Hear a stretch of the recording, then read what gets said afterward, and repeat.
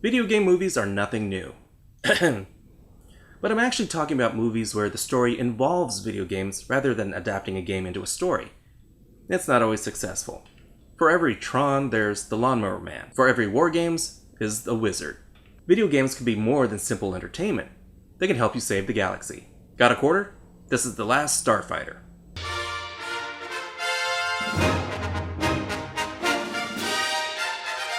We open on a delightfully charming and folksy trailer park. The manager's napping, so let's just let him lie. Did someone try to mail a cat? It's a small world where everyone knows everyone and communicates by screaming across the yard. Clara! My electric's gone out again, Clara! Shh! I'm pretty sure about half of these people are hungover. It's a cute slice of life that ultimately revolves around our hero, Alex, played by Lance Guest. Chris Herbert plays his little brother, Lewis. Carpal tunnel? Gotcha, fam. It's a dead-end existence for Alex, and currently his only escape is Starfighter, a video game he's obsessed with. Right there! Don't you hate it when people backseat play? This is his girlfriend Maggie, played by Catherine Mary Stewart. Dig that 80s hair, man. Boy adventurer Alex Rogan on the last leg of his worldwide tour to nowhere. He's got big dreams to blow this pop stand, even if he sounds a little elitist. You guys think I'm gonna hang out here, watch you shine your pickup, go to the drive-in, get drunk and throw up every Saturday night? That sounds awesome! Go to City College like everybody else. Forget it, man. I'm doing something with my life. Looks like he can't go out with his friends. Honey, Elvira's electric is out! Oh my, that's gonna take all day! But he was gonna pick up some power converters. You better just go ahead without me. Okay, bye! The guys are saying something about a train. See ya! Alex is craving for a life less ordinary. Get into a good 4-year college, and maybe even someday get a job building tiny planets. His head's in the stars, we get it. He's about to sing Somewhere Over the Rainbow, isn't he? Thought you were gonna meet me at the lake. What happened? I had to change some fuses, fix a toilet, locate a missing R2 unit. Alex is approaching a milestone. Nothing exciting must happen here, because literally the entire trailer park comes out to watch Alex break this video game record. Alex, you never put this car before! Go, Alex. Entering kill zone. Come here, champ! Come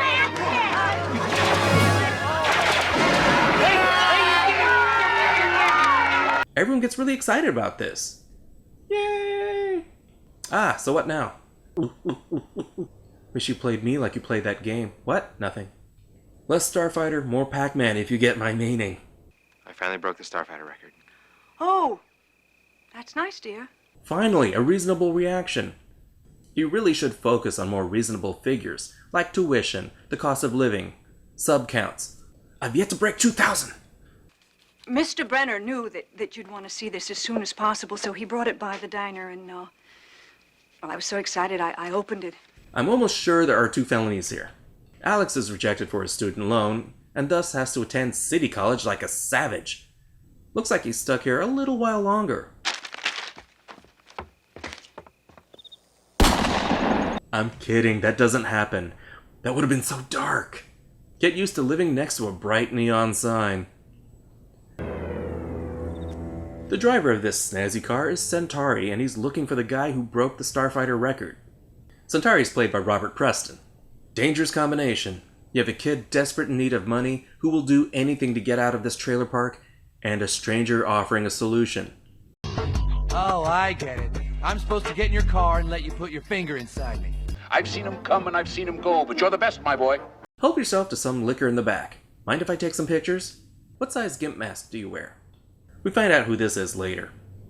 Where are you going? Where are you taking me? I told you. I want to save it for a surprise.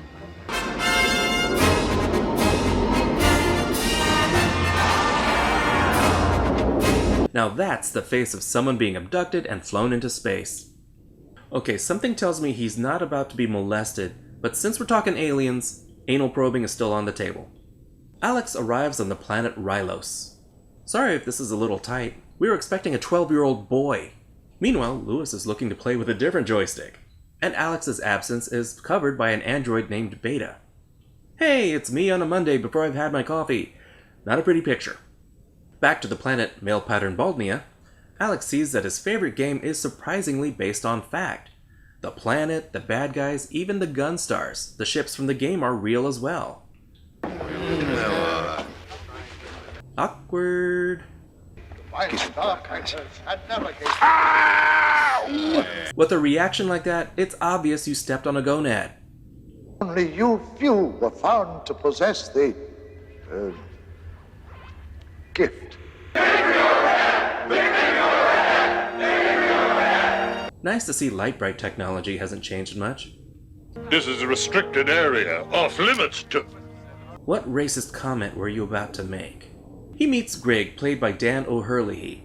You know how long it took to invent the games, to merchandise them, to get them into the stores by Christmas? That was a game, Centauri. A game?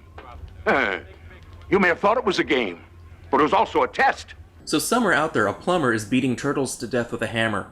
The bad guys take this time to give our heroes a heads up. A really big heads up. This is Zur, played by Norman Snow. He's the outcast son of the head of the place, Colonel Sanders Munchausen.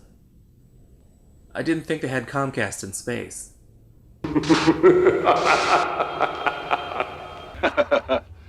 You still want to go? And miss all the excitement?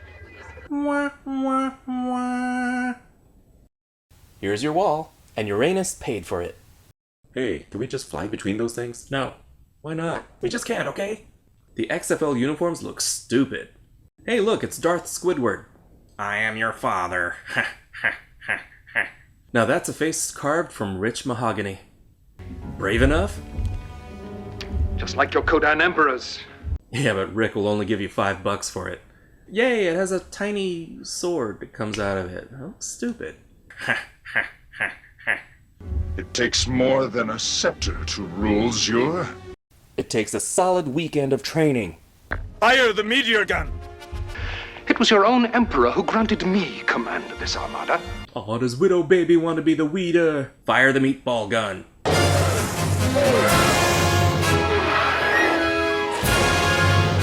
What a nice day. I hope nobody shoots giant meatballs at us.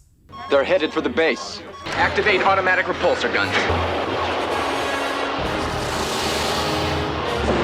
Repulsor guns, you had one job. Looks like the bombardment is only a diversion for the Inside Man to plant some bombs cleverly disguised as larger bombs. At last it is done! Yes, I got this out of my anus! But the victory isn't total yet. You missed one. Back on Earth, Centauri's car breaks down close to home, so Alex walks the rest of the way. I'm a kid from a trailer park. If that's what you think, then that's all you'll ever be. That was surprisingly deep. Mean this. If that's what you think, then that's all you'll ever be. Oh no, this movie's not over. We're not even halfway through this puppy. Alex gets back to the trailer park, and it seems like his replacement's been busy. Me and my, how'd you put it, strange sexual urges aren't talking to you anymore. Now I feel like we missed something kinky. Beta's still here. Great, does he need 2 tuitions now? A drifter comes to town, played by Mark Alamo. I'm sure he's not just here to play Starfighter. Not so far-fetched. I've seen many video games turn people into monsters. And hey, what did you do to Maggie? Do to her? We're sitting outside looking at the stars and she sticks her tongue in my... Whoa, say no more, son. It's a family show. Alex runs into our alien drifter. If he's there to kill him, why bother with the grab ass? We established he has a gun. Blam, done, phone home. He's got a board with a nail in it! And save humanity, will ya? Did he seriously do the same gag twice? Kid beats a video game and the entire county comes out to watch. Alien with a laser gun, keep it down out there. Centauri to the rescue. Feel lucky, space punk? Phew! Foul stench. Dirty creatures. That's racist. I think. This is a Zandozan, an interstellar hit beast. Compliments of Zur. Severed limb? Not a problem. You should see his girlfriend. Don't mind me, just stretching my severed arm. Centauri takes one for the team, then goes LSPD on the alien. Alex finally goes along with the program, while Beta stays behind to fend off the inevitable hitmen. Damn it, I leave for a couple of hours and everything goes to shit. Does he have my money, Alex? I have a fortune for you, Centauri.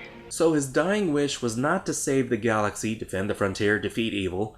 He wanted to get paid. Hey, these bow ties ain't cheap. Definitely not gonna come back. Is this my Gunstar? This is a prototype, different from the other ships. She has greater range, more power, and a slight weapons modification. So this is a PlayStation 4 among PlayStation 3s. Wait a minute, this is just like back home. But what's this? Careful, careful! That's Death Blossom, a weapon of last resort. Save Death Blossom for Act 3. Turns out all the Starfighters and Gunstars have been destroyed except for one. You mean they're dead? Ooh, did we forget to mention that the other guys were dead? How many are left? One! Spoilers, it's the name of the movie. Back on Earth, Beta seems to be turning into Kristen Wiig.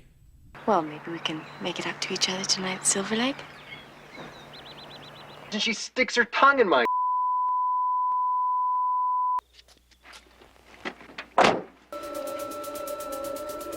But another assassin lands on Earth and murders a cop by quantum leaping. Things are starting to heat up in space. Azurian ship! Oh shit, the Zurians. Always the Zurians. Damn Zurians. Zurians, man. You know how those Zurians are. What's a Zurian again? Oh, these guys! The Zurians flee, trying to lose them in a giant colonoscopy. We missed the enemy, but we took out like 30 polyps. Alex still isn't sure he's the guy for the job. And he doesn't appreciate the whole trial by fire thing. You almost got me killed! Maybe he would have preferred a 4-year college course. Earthlings are so whiny. But a bit of familial bonding puts Alex in the mood for starfighting. More Zurians attack, but this time Alex is in the game.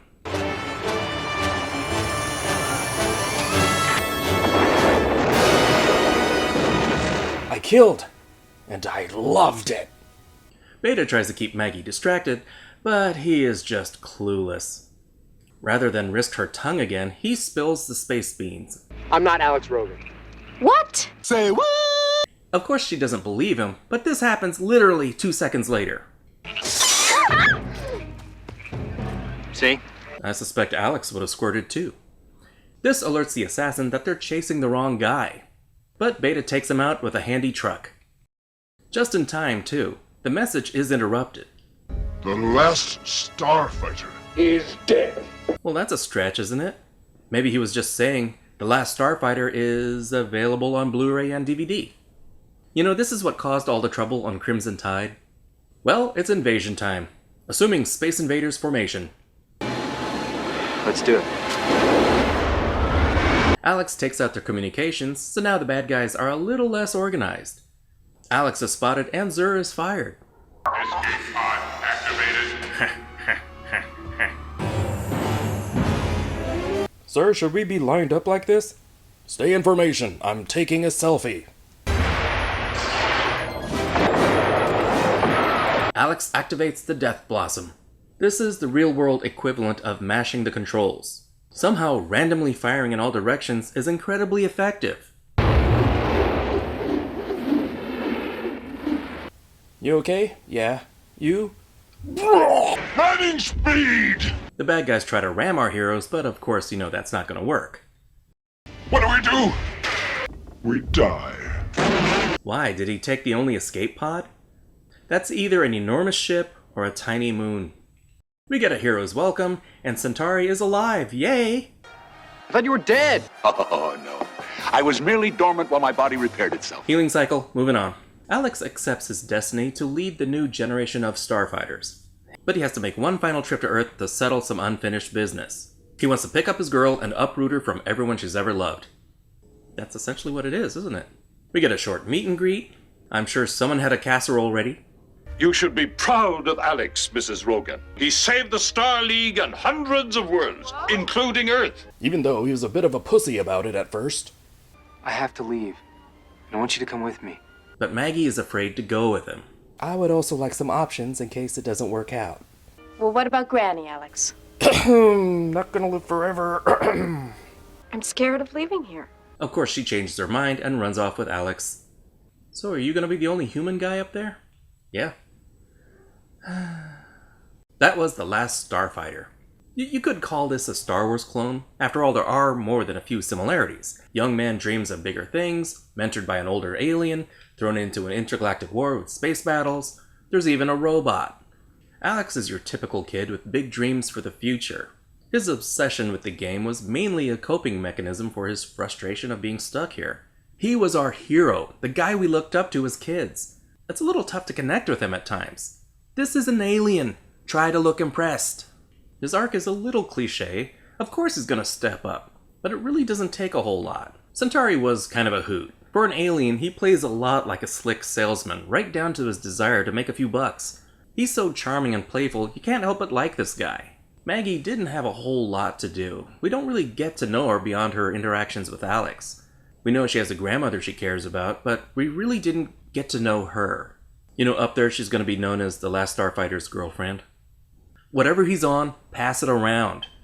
Where Darth Vader was a quiet, malevolent presence, this guy is what Daffy Duck would look like trying to take over the galaxy. He eats the scenery, and I just want to keep filling his plate. And we know exactly nothing about these guys. Why do they need Xur exactly? Was this really that hard to get past? Was this location really a secret? Why were they at war? Grid came off as comic relief at first, but he's actually a very competent character, so he didn't become a buffoon. He's a fairly complete character, with a personality that was easy to connect with. You get his motivations, a bit of backstory, and I admit his laugh is infectious. I kept wondering why his voice sounded so familiar. It's the actor who played the old man in RoboCop. How weird is that?